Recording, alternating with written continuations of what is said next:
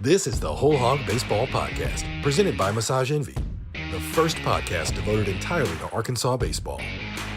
Featuring insight from Arkansas baseball color analyst Bubba Carpenter. Here's Matt Jones.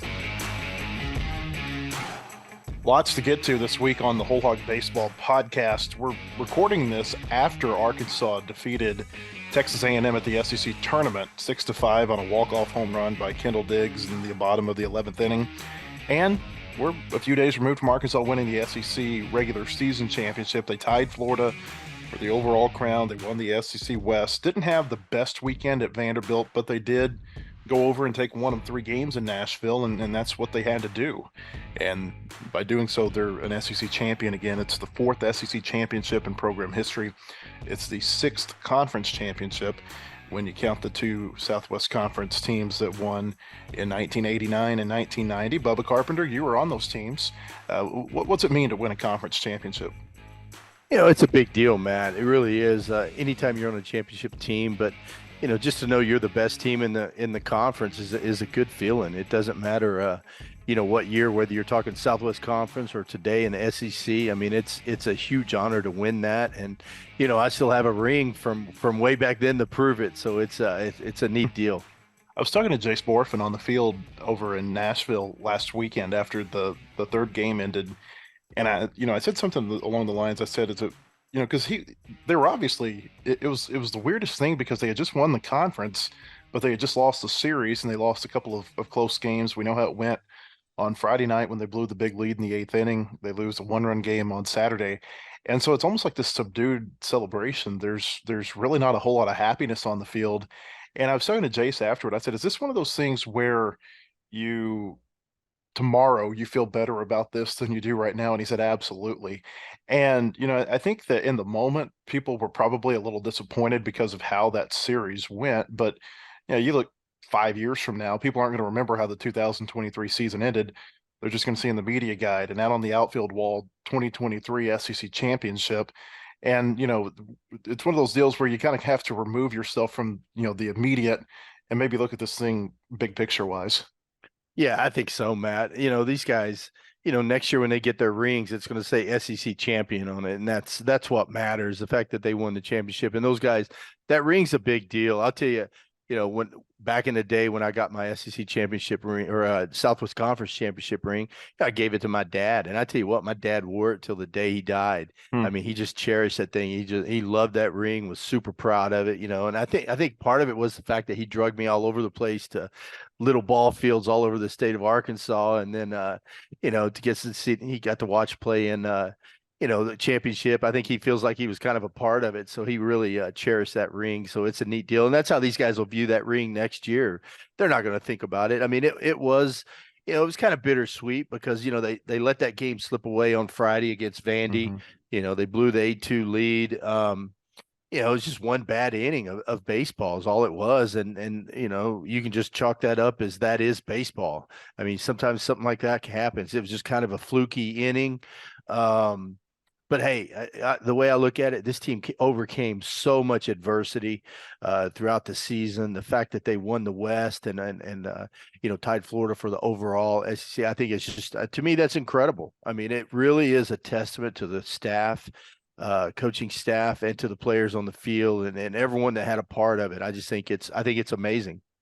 We'll talk more about the Vanderbilt series here in a little bit, but one more thing on the SEC championship before we talk about what happened today in Hoover with Kendall Diggs hitting the big home run in the 11th. I think I read something the other day, and I think I've got this stat right, but I believe there were 9 teams in the SEC this year that won at least 16 games. It's incredible.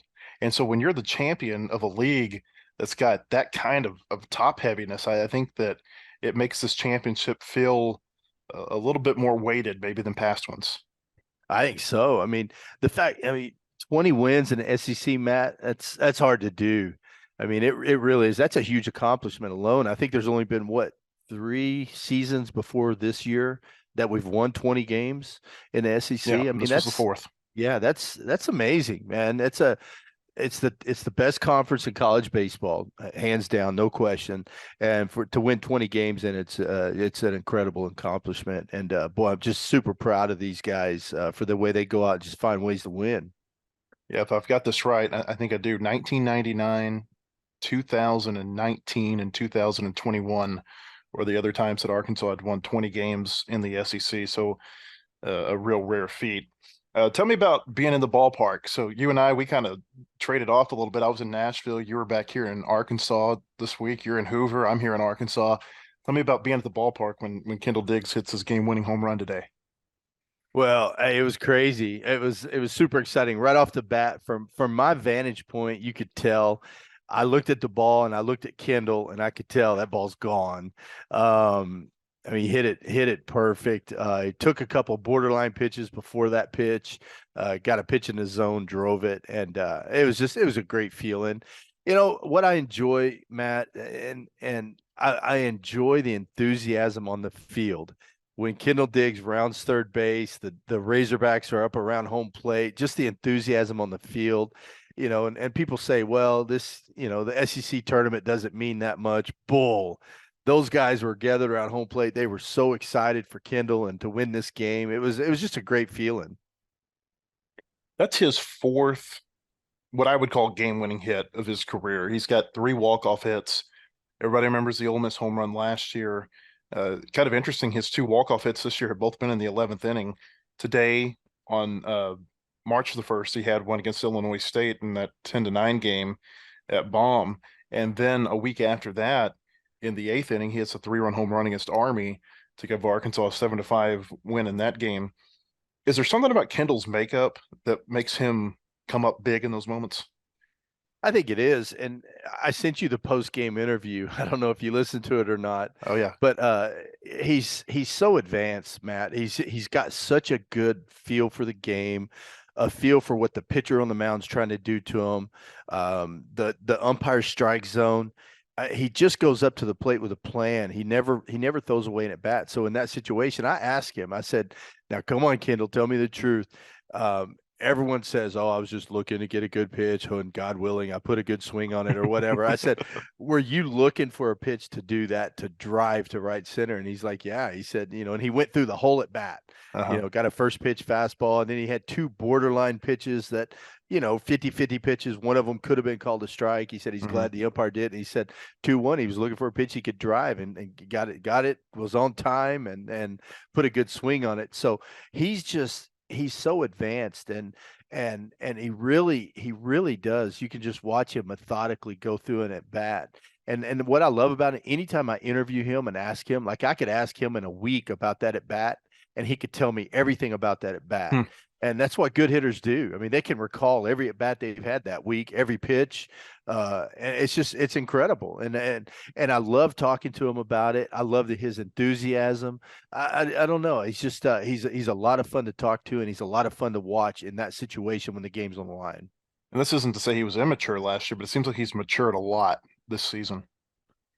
I think so. I think he's kind of learned, he was clutch last year, but I think now he's really kind of developed into a true force at the plate, and he really knows his strengths. He knows his weaknesses. He's really good at meshing the pitcher's strength with his strength and meshing those two together and putting up coming together with a plan and approach at the plate and going up there and execute. And I think he's just, there's a lot of great players in this Razorback lineup, but I think Kendall's one of the best at putting that plan together and the scouting report and taking all that and put it together and then going up and having a pure at bat. This doesn't go down as a walk-off hit, but he had another one earlier this year. I think it was Eastern Illinois, maybe the second game of that series, where he hits a home run to initiate a run rule. So that ended the game too. So we've seen him running around the bases like that at the end of the game a number of times. It's just been really incredible what I think what Diggs has done. That was, I believe, his 57th RBI of the season. That's a team lead. Jared Wagner had the lead for so long, but he sat out for so long that it allowed some others to come and catch up with him. And that's a good segue to Jared Wagner. How about that grand slam that he hit in the 7th inning? First pitch fastball from the left-hander Garcia for Texas A&M, and it just looked like an absolute no-doubter. It was right off the bat. I mean, you knew the second it left his bat, that ball's gone. What I love about that is we had talked about it on the broadcast. The 2 at-bats before, he had gotten jammed, and Jared doesn't get jammed a whole lot. He got beat by fastballs in. And I'll tell you what he did. He went up there looking for a fastball in. He got a 94-mile-an-hour fastball down, and it was actually a pretty good pitch, to be honest with you. And boy, he barreled that thing up, and you knew instantly that ball was gone. And it was just it was a beautiful sight to see that thing go over the fence, because not much had gone our way up to that point. I think we were like 0 for 9 with runners in scoring position. We just hadn't done a really whole lot with runners in scoring position. To see him come through right there was that was huge. Yeah, Arkansas finished 1 for 10 with runners in scoring position, 3 for 19 with runners on base. It seemed like Wagner's hit just kind of woke everybody up. It felt kind of like a sleepy ball game up until that point. There was, just a couple of little flurries of excitement, but otherwise it was a pretty well pitched game by both teams. Yeah, it really was. I'll say A&M gave us a few opportunities. Detmer, 3 innings in a row, we had runners on base and just couldn't really get that big 2-out hit. But we just kept battling back. And, you get to the 9th inning, we get runners at first and third. We lay down a safety squeeze. They execute it. They get us out at home plate, and it was like a dagger. You could just feel the air sucked out of you. And but for McIntyre to go out and throw a good inning and us to come back and win it in the 10th just says a lot about this team. They just, nothing gets them down, nothing phases them. They just, like I said, I mean, it's a reoccurring theme that I say all the time. They just find ways to win games, Matt, and it's so much fun to watch these guys.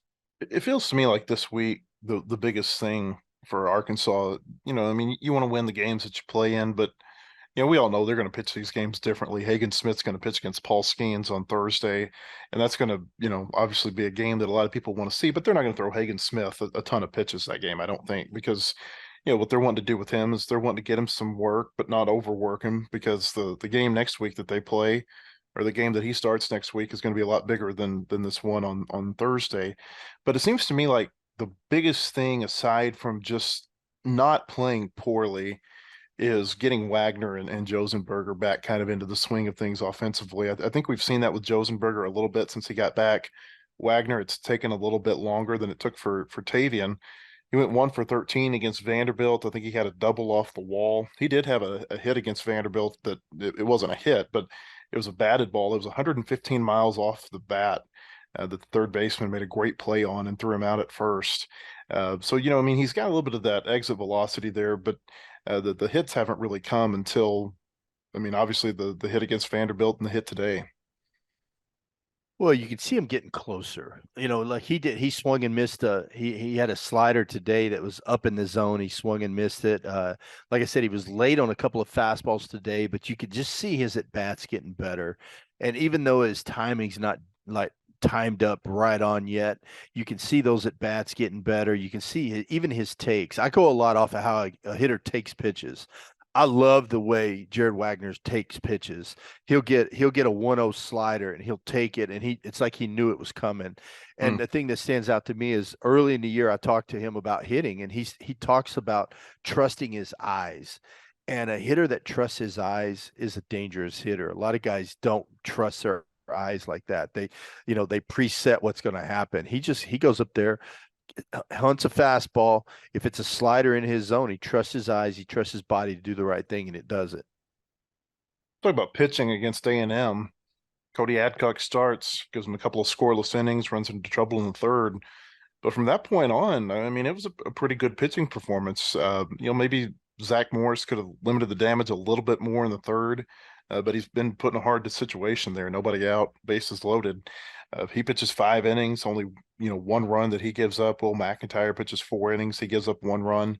The run against both of those were solo home runs by A&M, which is a good hitting team. What do you think about those two? And let's start there. What do you think of those two? Well, I thought Cody came out throwing hard to begin with. He was 95, 96. He looked good the first inning. And then, ran into a little bit of trouble, got through a couple of innings, gave up a couple of hits. But after that, I thought Zach Morris was awesome. And when he came in the game, the bases loaded, nobody out. He got a comebacker back at him, Matt. And I'm sure you're watching the game. Looked like he could have thrown him out at home. He could have, but he backhanded it. And I don't think he felt like it was really in his glove. You could tell he thought about it. He would have had him out at home plate had he made that throw. But then he comes back in the next pitch to Werner, the 3-hole hitter, was a first pitch changeup. and you know what? He got the ground ball he wanted. And I talked about it during the game. You know, it was a base hit to left, 2 runs scored. But he really executed the pitch, the changeup. If Werner's one frame earlier on his swing, he hits that ball to Cali, it's 5-4-3 double play, Mm. you know, inning over. But instead it happened to get through the hole and you know, but I thought he made a good pitch right there, and he just, you know, just the hitter got lucky, and that's part of it. And then, you know, after that, I thought he pitched great. You know, 5 innings, 3 hits, 1 run. I mean, it was pretty incredible. And then Will McIntyre came in, and I thought he was really good. Just kept him off balance. You know, threw it. You know, mixed in enough sliders, mixed in enough fastballs to keep him off the cutter slider. You know, hung one breaking ball to Boast, and he hit it over the fence. It was a 1-2 slider. He'd been late on a fastball, threw a slider, left it over the middle of the plate, and he hit it over. But other than that, I thought he pitched a great game. You know, Morris and McIntyre, they've had their ups and downs this year. Morris probably more so than Will has, although Will, that was his 19th home run he gave up today. That's a little bit of a concern with him. Most of them have been solo home runs, but still, it's a high number of home runs that he's given up. But they were, you know, they were so good for this team on their postseason run last year.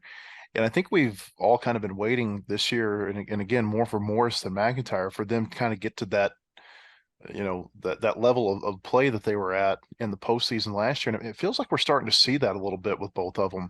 I mean, McIntyre against Vanderbilt, I thought that was as good as he's looked all year in those 2 outings that he had against them. He gets a 4 inning save in the first game, comes in and pitches, I think, 2 1/3 in game 3. He could have gone longer, but you don't want to overuse him at that point. They knew they had clinched at least a share of the championship, and they weren't going to pitch that game maybe the way that they would have had a championship been on the line.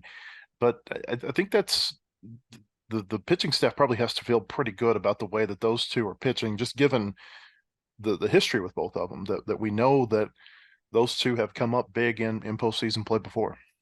I think so. I think, you know, a huge positive that you take out of that Friday game at Vanderbilt was Zach Morris. I mean, he came in, he threw 3 innings, no hit. That's the best I've seen Zach Morris throw, I think, as a Razorback. I mean, his velocity's back up. He's 92, 93 right now with his velo, and I thought he looked great today. I really did. I thought he looked like the Zach Morris that we've all been waiting for. And you know, baseball's a tough game, Matt, and you deal with a lot of adversity. I love the fact that even though Zach was struggling, he went to DVH, and Matt Hobbs said, "Hey, give me a chance. Don't quit giving me the ball. I'll get it done for you." And I love that. I want guys that have that mindset when they put on that uniform, that Razorback uniform. That's the kind of mindset you want as a head coach and a pitching coach right there. You want that, you know, give me the ball mindset. And I'm so proud of Zach for the way he's been throwing. He threw really good again today. We won't see him again until a regional in Fayetteville this next weekend. But hey, I tell you what, he's proved to be that he's got his stuff back, and he's ready to go in there and get it done. Yeah, Morris threw 85 pitches today. McIntyre threw, I think, 60 something. It wouldn't surprise me to see him pitch again if the timing is right this weekend, although I don't think you'll see him against LSU tomorrow. If they make the semifinals and they need him for an inning or two, maybe he's able to throw Saturday. If they get to the championship game Sunday, I think, you know, it wouldn't be surprising to maybe see him in that role too. But you just don't want to overuse your arms this week. There've been so many sob stories, I guess you will, of teams who have gone to Hoover and done really well, but it's really been at their detriment the following week because of how they've had to pitch that tournament.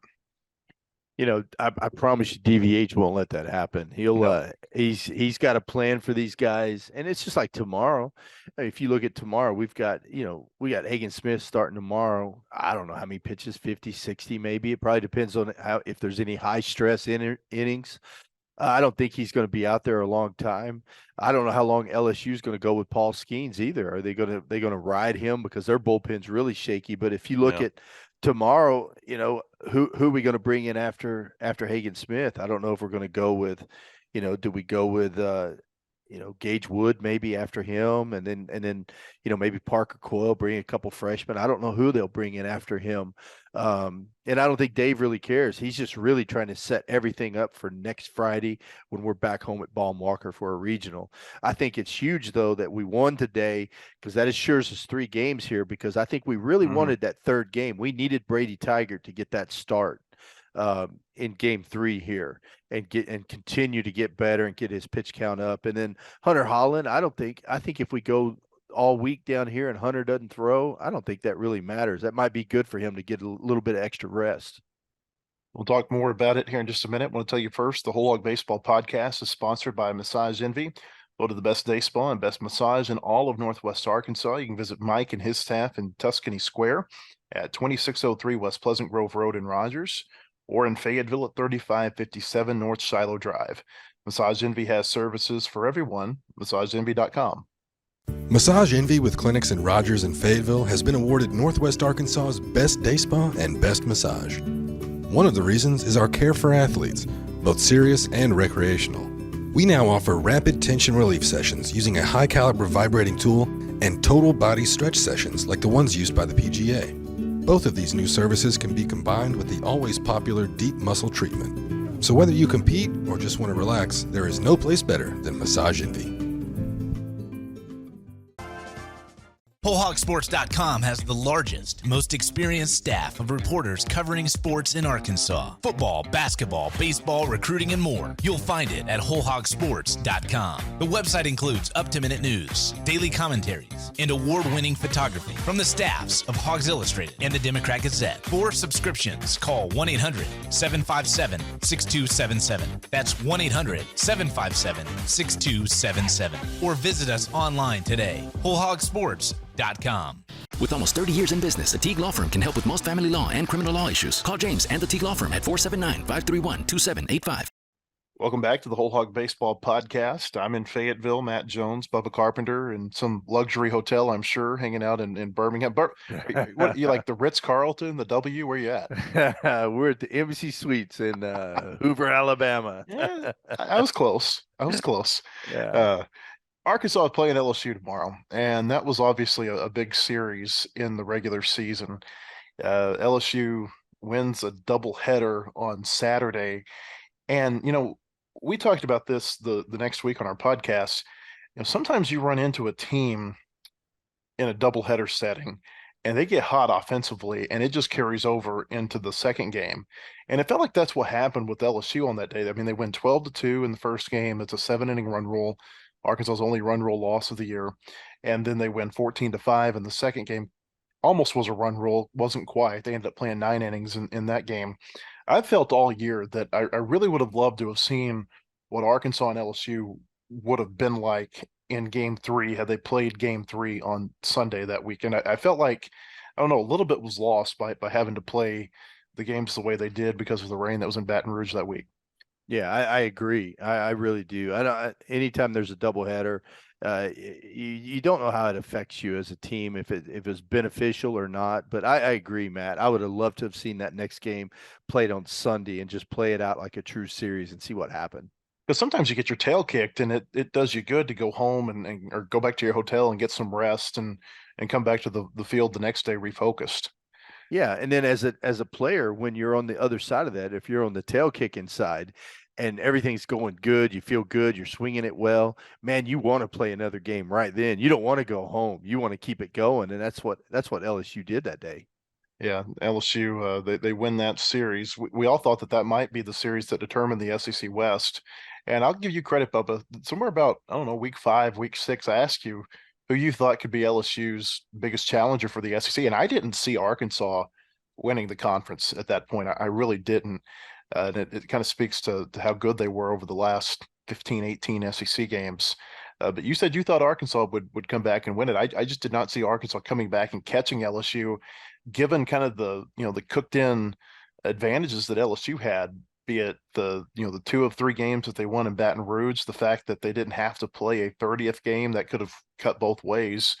They had that game rained out against South Carolina, but I got to give you credit. You called that one. You got to believe, Matt. I tell you what, there's something about, I've said it all year, there's something about this team that is just special. And I can't put my finger on it. I really can't. It's just something,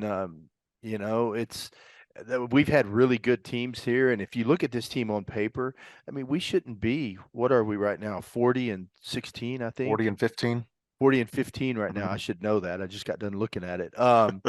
But, we shouldn't be, but there's something, I mean, a lot of baseball, these guys, I say the game has a heartbeat, and this team has a special heartbeat, and they go out and they get it done. And I believed in them early on. And, even though if you look at the schedule favored LSU all the way through. It really did. Mm-hmm. You look at who we had to finish the season with and who they had to finish the season That's with. right. I mean, everything was in their favor, but you just feel like with these guys, they're never out of it. And man, I still believe in them. I mean, we talked about Arkansas had the toughest 2-week end of the season with Vanderbilt, South Carolina. They go 3-3. We thought LSU might have the easiest 2 or 3 week stretch, and then all of a sudden Auburn gets hot. They lose 2 or 3 to Mississippi State. They go 2-1 at Georgia. To your point about how this team feels about each other, when I was in Nashville, I looked down, I saw Brady Toops sitting in the stands, and Brady lives there in Nashville. He went there to pursue a music career, and he's been there for about 12 or 13 years now. And I know Brady a little bit. After he had got done playing pro ball, he moved back here to Fayetteville, and I got to know him. So I went down and sat with him. And one of the things that he pointed out to me was, like, he said, it is so evident from just sitting up here, the brotherhood that this team has. And he kind of went through some things that he had observed during the pregame and during warmups. And, it's one of those things that maybe the naked eye, it's not evident to, but for you guys that have been in locker rooms and in clubhouses, it really stands out to you. And I know that's the same way with you. It is, Matt. I watch them during batting practice, and I've been doing this since 2018, but then I've always been a part of the program from a distance. I've watched them even back when I was playing. I would follow the Razorbacks and keep up with them throughout the season. When I got a chance, I'd catch them on a game on TV. But being around these guys on the field, there's just a special group of guys. And during batting practice, you could really see the camaraderie, how they pull for each other in the dugout during the games, after games. I mean, they seem to have a special bond, and they all pull for each other. Little things like, when Peyton Holt took over for Stovall after Peyton Stovall went down, when Peyton, anytime he would do something, I tell you what, Stovall's first one out of the dugout to congratulate him. Yep. I mean, just little things like that. It's not about the name on the back of the jersey. With these guys, it's all about the name on the front of the jersey. And today's game of NIL, transfer portal, and all that, it's hard to instill that into a player. But these guys, they absolutely play for the name on the front. It's about the Razorback baseball, University of Arkansas. It's not about the name on the back, and that's what makes these guys special. You don't think it's that way at LSU? I don't. I really don't. I think LSU has a bunch of me guys, and I don't think you can win with me guys. I think they're all about themselves, how good they look, doing what they're doing. Now, I could be totally wrong. I'm not out there with those guys, but that's what I observe on TV when I watch them.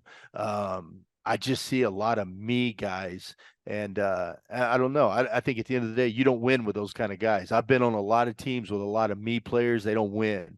You give me a team full of guys that are out there playing for the team. That's the kind of team that you want to be on. That's the kind of team that wins championships, and I see it in this group of guys. What you're saying reminds me of something that Jared Wagner told me after the game last Thursday night in Nashville.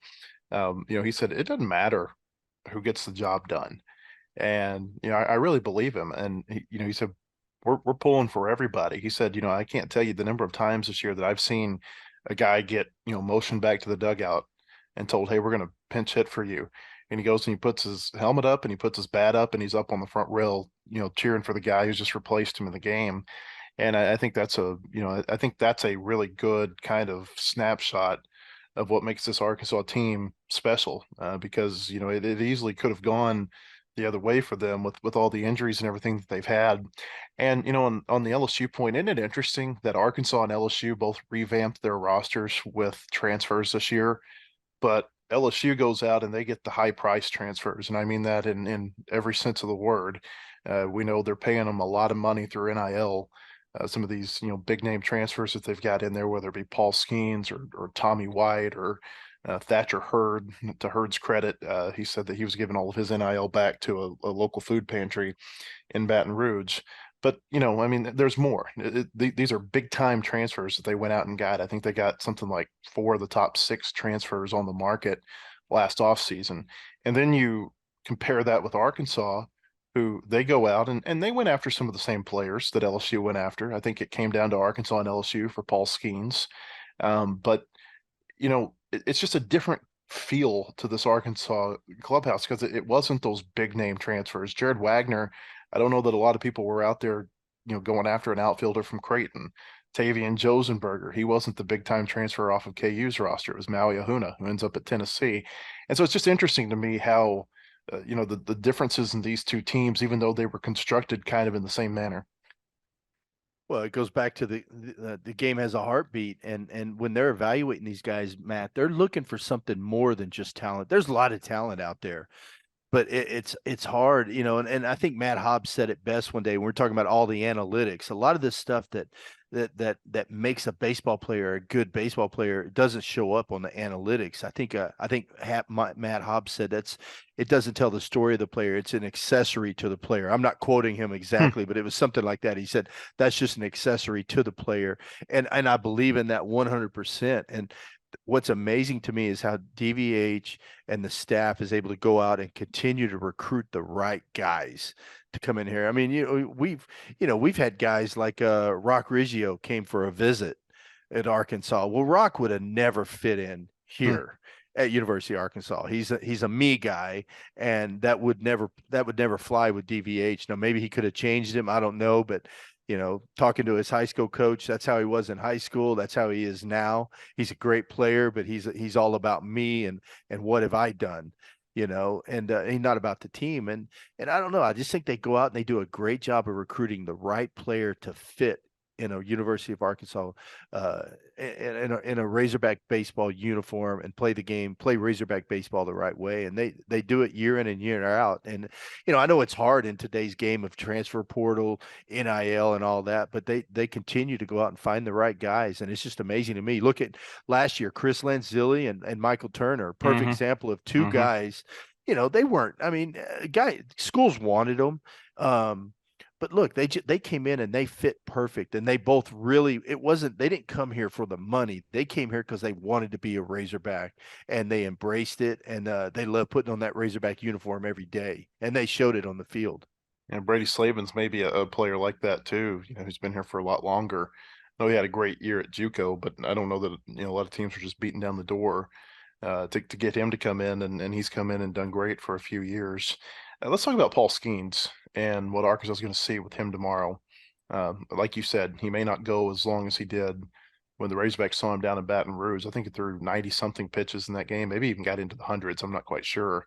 It was really good. I mean, that was one of his best outings of the year. Arkansas was able to scratch a run across against him, and then Hunter Holland and Hagen Smith pitched one of the best performances that Arkansas has had all season. I think that regardless of how tomorrow goes offensively for Arkansas, that seeing Skeens this close to the NCAA postseason can only help them, because they're not going to see another pitcher like that until maybe they see Skeens again in Omaha. Yeah, I agree. I think when he pitched against us before, I thought the Razorbacks had a great approach against him. I know first time through the lineup, he kind of breezed through the lineup. After that, they did a really good job of getting his pitch count up. I know there were several at bats that worked full counts, fouled off a few pitches, were able to take some borderline pitches, draw a walk. And I'll be honest with you, tomorrow, and I don't say this a whole lot, Matt, but a lot of the matchup tomorrow comes down to who's behind the plate as an umpire. It makes a big difference who's behind the plate. I still look at, I look at last year in the College World Series, the home plate umpire and Dylan DeLucia with Ole Miss. The umpire was very friendly to Dylan DeLucia. I'm not saying his strike zone was very compatible to the way Dylan DeLucia pitched against us last year. So I think tomorrow's matchup really comes down to that, because Paul Skeens can throw, 98 to 101, and he can paint it just off the plate. And if he's getting that pitch, he's tough. I know at LSU, when we played him earlier in the year, they weren't giving him that pitch off the plate, so he had to bring it over the plate. And so I thought we had a good approach against him, and I'm excited about tomorrow. And I think it's going to be a fun matchup. I don't know how they rotate umpires in Hoover. In a normal regular season series, they'll just move them around. You start at first base, you're behind the plate the next night, you're at third base the next night. I noticed JJ January, who Arkansas had a little bit of experience with, was umpiring first base today. I don't know if that means he'll be behind the plate for any of the games. I don't even know if he's going to be umpiring Arkansas's game tomorrow, but just throwing that out there that that could be kind of interesting to watch. Scott Klein was behind the plate for the Arkansas A&M game. I don't know that there's another umpire at this tournament who's got a tighter strike zone than Scott Klein. It's always kind of been, I think, notorious for a tight strike zone. And give the teams credit today. I mean, I thought they pitched pretty well to that strike zone. Not a whole lot of walks in that Arkansas and A&M game. Dylan Cruz, see him tomorrow. I know you're a real big fan of the way he plays. Two-time SEC Player of the Year, first time that anybody's ever won SEC Player of the Year twice, and he's probably going to be the first overall pick in this year's draft. I'll tell you, the only negative thing I can say about Dylan Cruz is he's wearing an LSU uniform and not a Razorback uniform. I tell you what, anytime something comes on and Dylan Cruz is there, I holler at my kid. I'm like, Dalton, watch. Dylan Cruz is up. I want him to watch everything he does, or hey, watch how he goes that ball in the outfield. I mean, he's just an example of a great college baseball player. Mm-hmm.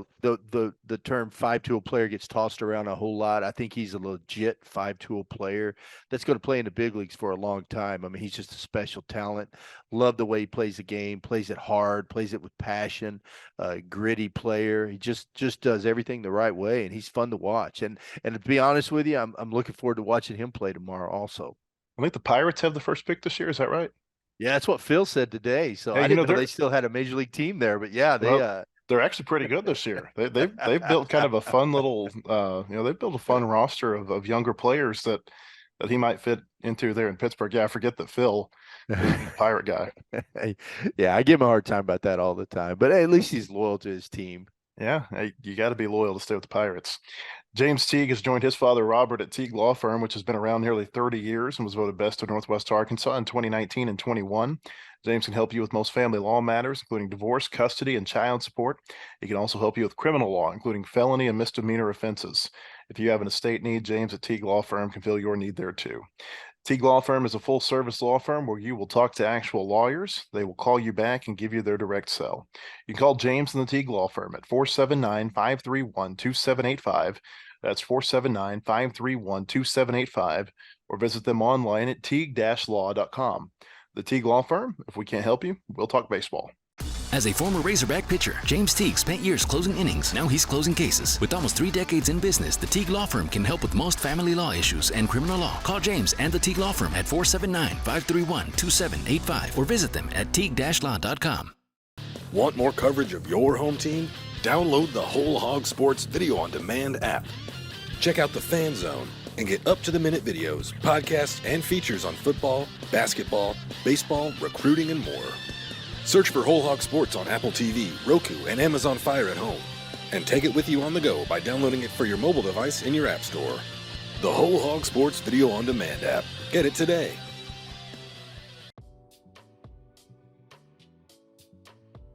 All SEC awards came out this week. Arkansas with 4 players who earn All SEC in some capacity. Hagen Smith was on the first team as a starting pitcher. Kendall Diggs was on the second team as a DH and utility player. Hagen was also on the all-defensive team along with Tavian Josenberger, and Gage Wood was on the all-freshman team. And then, of course, something that I think it felt kind of like a given over the final 3 weeks with the way Arkansas kept winning and the way they stayed there toward the top of the conference. But Dave Van Horn, the SEC Coach of the Year for the 3rd time, he also won the award in 2004 and in 2021. All 3 of his Coach of the Year awards in the SEC have come during seasons when the Razorbacks won the conference. He's got 6 Conference Coach of the Year awards at the Division I level, also won a couple at Northwestern State in the Southland, and he won 1 at Nebraska in the Big 12. And Bubba, I mean, who else would you have chosen than Dave Van Horn this year? I thought Jim Schlossnagle had a great quote after the game today. He said, Dave Van Horn is either the best or one of the 2 best coaches in the country.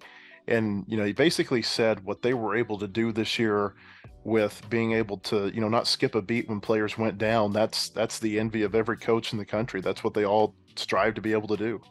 Yeah, it's amazing.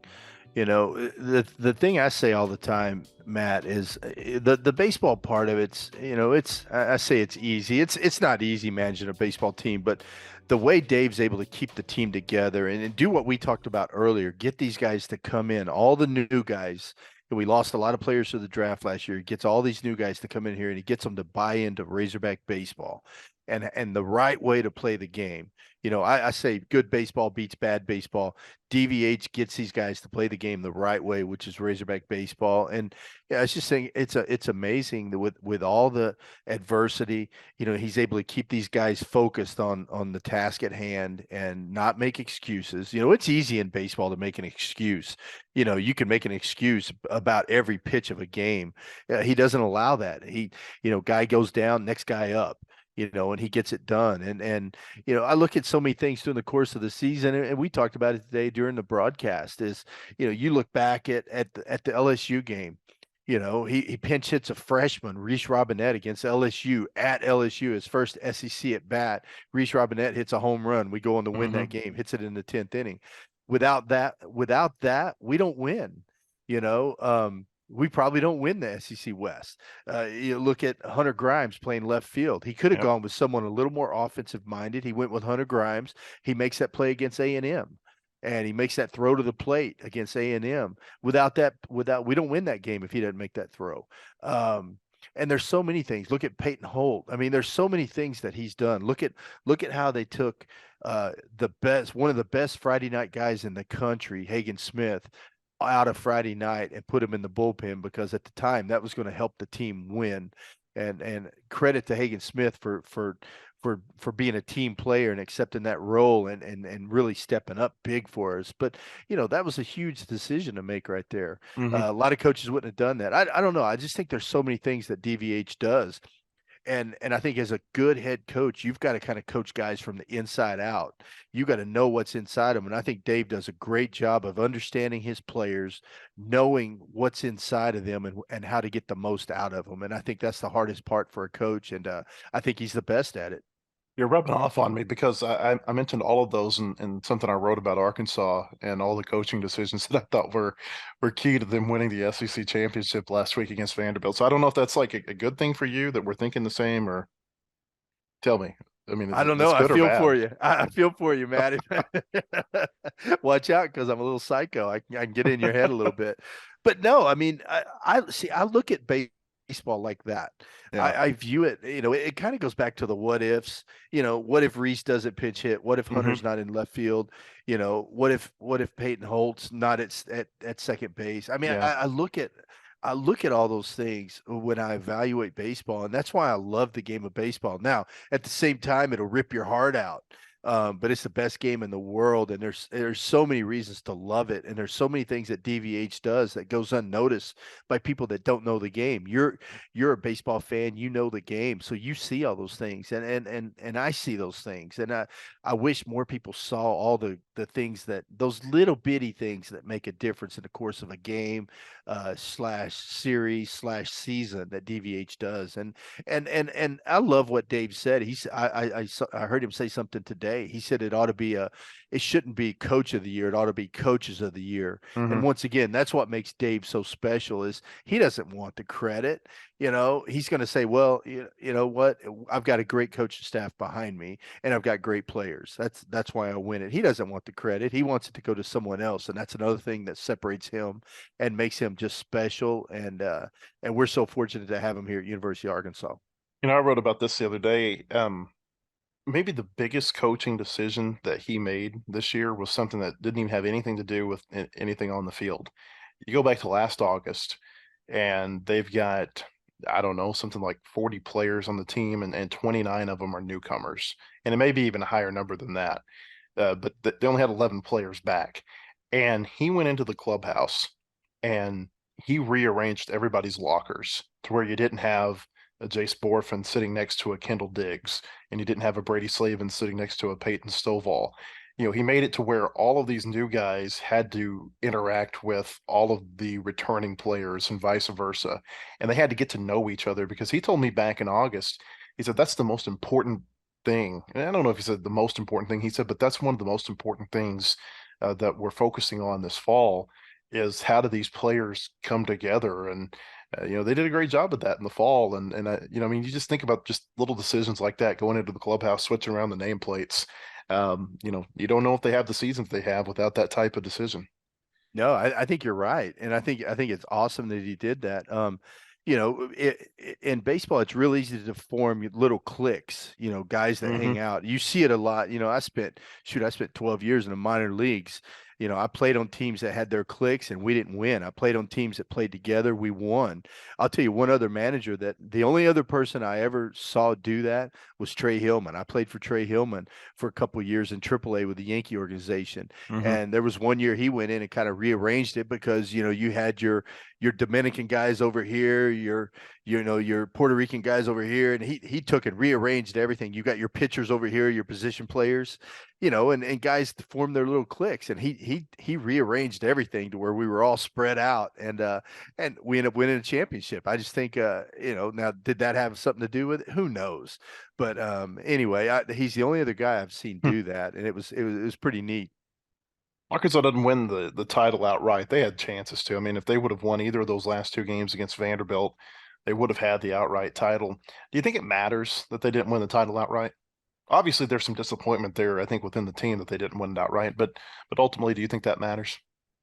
Okay, so if we go to Vandy and we need to win 2 out of 3 to tie Florida, and we win 2 out of 3 to tie them, it's awesome. It's a great feeling, but the way we did it, it kind of has a little bittersweet taste. But to answer your question, no. Ultimately, it makes no difference at all. In 5 years, it ain't going to matter. Next year, it's not going to matter.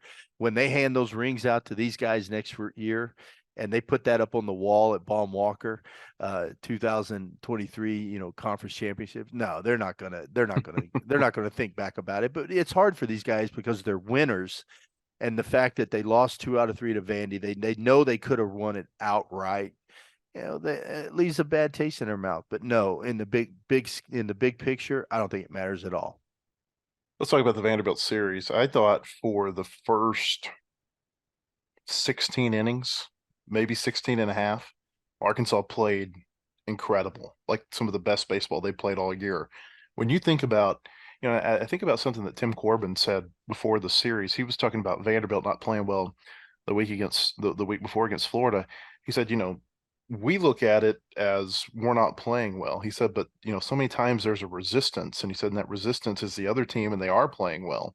And I don't know that Vanderbilt was just playing poorly. They didn't play great defensively in that first game, and it certainly cost them some runs. But from a pitching standpoint, they were pitching pretty well. I thought they were taking some good at bats, and that Hagen Smith was working through some things, against them early in that game. Will McIntyre obviously pitched really well late in that game one, but I thought it was the best Arkansas's looked, maybe all season when you consider everything that was on the line, the opponent, and then the bottom falls out in the eighth inning of game two.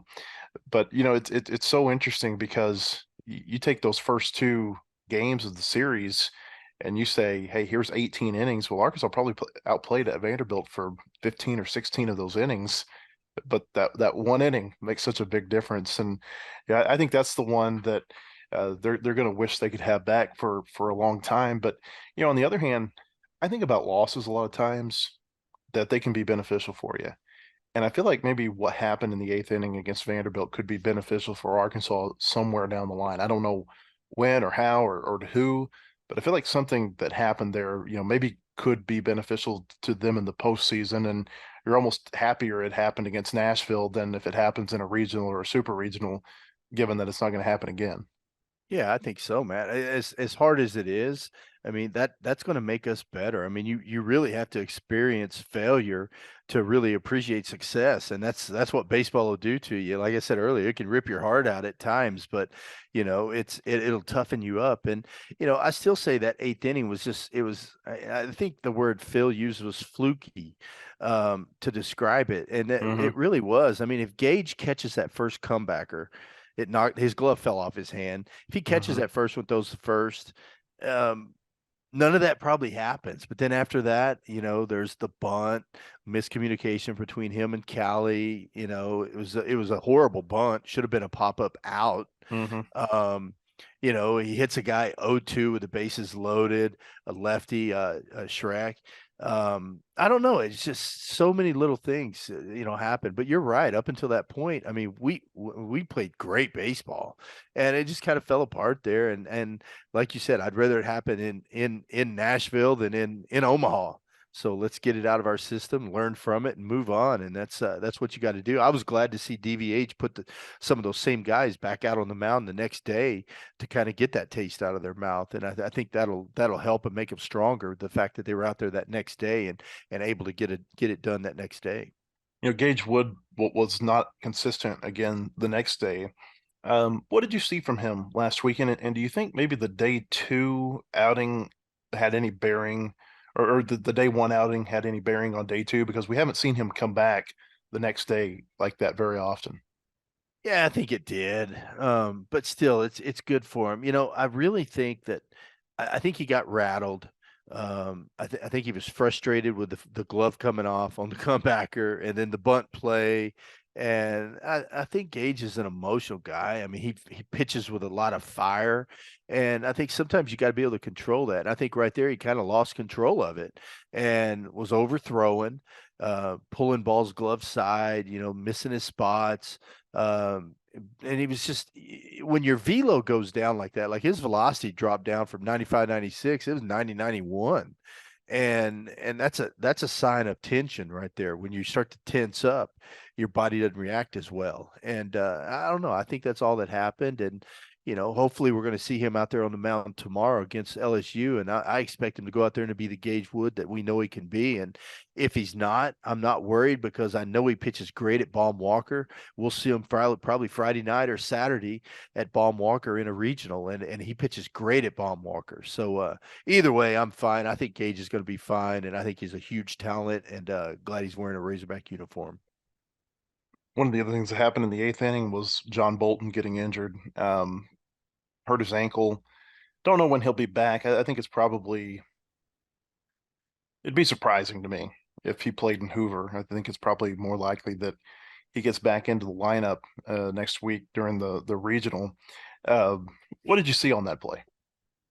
I saw two guys going hard for a baseball, it was a bad inning, and they were trying to do anything they could to make a play to stop the bleeding, is what I saw. Two guys playing hard-nosed baseball, and it's no one's fault. I mean, I'm just glad they both didn't get hurt. I thought they were both hurt for a minute when they were both laying there. I'm like, oh no, now what do we do? Who's going to play? Matt Jones is going to have to play second now. You don't want that. But you know what I mean? They were just going hard after the ball. That's no one's fault. Yeah. It's just, once again, it goes back to that fluky inning. If that ball's 3 feet either direction, they don't collide, or maybe even a foot either direction. But they were both going hard for it, and it happened. And boy, you hate to see John, because John was playing great baseball. That's one thing that worries me a little bit about his ankle coming back, because his lateral movement is so good. He's so quick with his lateral movement. Boy, an ankle injury like that can slow you down a little bit. And, hopefully there's not going to be any long lasting effect when he comes back. I've been pretty impressed with the way the infield's looked since he went out. I mean, I think Harold Cole has played better at shortstop than maybe I thought he would. Tell you what, Harold made a great play today on a hard hit ball, one hopper right at him, little drop step, took a weird hop. It was a ball that was top spun. I don't have TrackMan up there, but I bet it was hit 105. Maybe a little bit more than that, and made a great play. Jason Jones came in, and the ball will always find you when you come into the game. In the 9th inning, hard hit, one hop line drive right at him, made a great play. So guys continue to step up. But you're right, Harold Cole, I thought he looked great at short. I think our defense all the way around has been great. And the pitching, I think they go hand in hand. The pitching's been good, and the defense has been good. You ever been to Hawkins Field? Nope, haven't been. I don't want to go either. What do you like? So here's what's interesting. On TV, it does not look good, and I think part of it has to do with the lighting there. I don't think it's very well lit, which is interesting, because you get out on the streets around it in downtown Nashville, and they're lit up really well. And I'm talking about the ones on campus. But actually being there in the ballpark, I do have my quibbles with the turf. I certainly wish that it was grass and dirt, not the turf field. But actually, when you're there in the ballpark, it's a lot nicer than I thought it would be. It reminds me a little bit of Beauchamp Stadium, where Arkansas played North Carolina last year. Well, I think my problem is Vandy has slowly crept its way up into my all hate team. I dislike them more than I dislike Ole Miss, and I thought I would never say that. Why is that? Um, it's the stuff they do between innings, all their eyewash, false, Calisthenics. like fake hustle, just all that look at me crap that they do, especially this stuff between innings. Um, I can handle the stomping on home plate. Don't come to Baum Walker and stomp on our plate, but yeah, I can handle. If you want to stomp on your plate, stomp on your plate. But there's just so many things they do, Matt, that just it really drives me crazy. And so they've taken the crown of my most hated team, and I don't think Vandy really cares about it. The whole Vandy boy thing. Oh, Vandy boys. I don't know. There's just something about it drives me crazy. I don't like the field. I don't like the all turf field. Yeah. We talked about it today. Phil was talking about, if there's ever a chance, maybe moving, the SEC tournament to a dome stadium so we don't have to deal with rain delays. And to me, Hoover Met, I mean, it's dirt and grass, and that's how the game should be played. That's why I love Baum Walker so much. I think a baseball player that plays with dirt all over him and a little bit of sweat and eye black all over him, I think that's a baseball player right there. And I think that's how baseball is meant to be played. Wouldn't surprise me if the SEC tournament's in Arlington one day. It could happen. I hope not. I mean, of course, that would be a sweet place to play. I don't know if I should say it's a little closer to home too. So maybe you get more Razorback fans there. That's one thing. The SEC, they're real big, and this has really been a Greg Sankey deal. Is that they like to have one town that kind of becomes synonymous with the sport. So, football in Atlanta, or the men's basketball tournaments in Nashville, the women's basketball tournament is in Greenville, South Carolina most years, and of course baseball's in Hoover. So it's going to be one of those deals. I feel like if it does move, it's going to be a long-term commitment somewhere. But I kind of think it might end up in Arlington one day for various reasons. Number one, you can get more people in there. You don't have the weather delays. You have kind of I don't know, an impression that you're making in one of the newer states in the league. So I don't know. It wouldn't surprise me if it gets into Arlington. The one thing that certainly is working against them is that the Big 12 tournament's there right now. But I kind of think the Big 12 tournament doesn't hold the same, what would it be? Same level of prestige as the SEC tournament, as much as I kind of dislike the SEC tournament. Well, that you were very politically correct in how you worded that, Matt. So yeah, I'll just leave it at that. The SEC tournament, it's certainly a made for TV deal. I mean, does it matter winning down there in Hoover? You get your one win out of the way. Does it matter how the rest of this goes? I don't know if you saw those Razorbacks today when Kendall hit the home run. It mattered. We're excited. It mattered a lot to them. I think when you're a baseball player and you're a competitor, you want to win every game. You can't go out and be a competitor and not want to win. Those competitive juices get going. I still, every time I get asked this question, I go back to 2021, Brady Slavin's spraying his ankle on first base, and how that affected us when we got into the regional, super regional, because Brady wasn't the same player. And I think of that all the time. But I think it's a neat, if you're a baseball fan, there's no better place to be than right here. There's so much talent clumped into one stadium. I mean, it's amazing, Matt. When I look down and I see all those scouts, 100 scouts, however many's there, it's incredible to see that many scouts in one place and so much talent. I love good baseball. I say I don't like Vandy, but hey, they've got great baseball players. I love watching great baseball players play. I just want them to play the game the right way. That's all I ask out of them. And if you're a baseball fan and you love good baseball, it's the SEC tournament's the place to be. That's a good point about all the talent that's there, because, even the College World Series, a good year, you're going to get 4 SEC teams in Omaha, maybe 5. We saw last year where Texas and OU were there too. Maybe it's different after expansion, but, it feels like there's more talent that's concentrated there in Hoover than there is even at the College World Series when you think about the draft and all the players that are taken out of the SEC. It's pretty incredible. And there's going to be a lot of talent on the field again tomorrow when Arkansas plays LSU. It's going to be a first pitch of around 4:30 in the afternoon. It could be later. Probably the safe money is on it being later, depending on how the games go in front of it. You got to wait about 35 minutes between every game, and there's 2 games before the Razorbacks and the Tigers play, but it'll be somewhere around 4:30. You can listen to Bubba on the radio with Phil Elson on the Razorback Sports Network, and we hope you'll come to wholehogsports.com to read our coverage from the Razorbacks at the SEC tournament. Bob Holt, Hank Layton are both there in Hoover, and then we're kind of doing some supplemental coverage here from Fayetteville as well.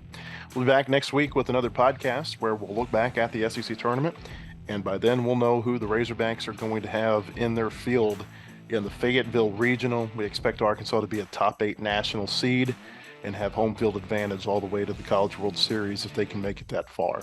For Bubba Carpenter, I'm Matt Jones. We appreciate you joining us, and we'll see you next week on the Whole Hog Baseball Podcast.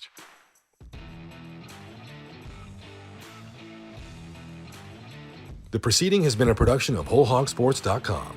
Look for our latest podcasts on Apple, Spotify, or your favorite podcast store. And visit us anytime at wholehogsports.com for the latest news and commentary.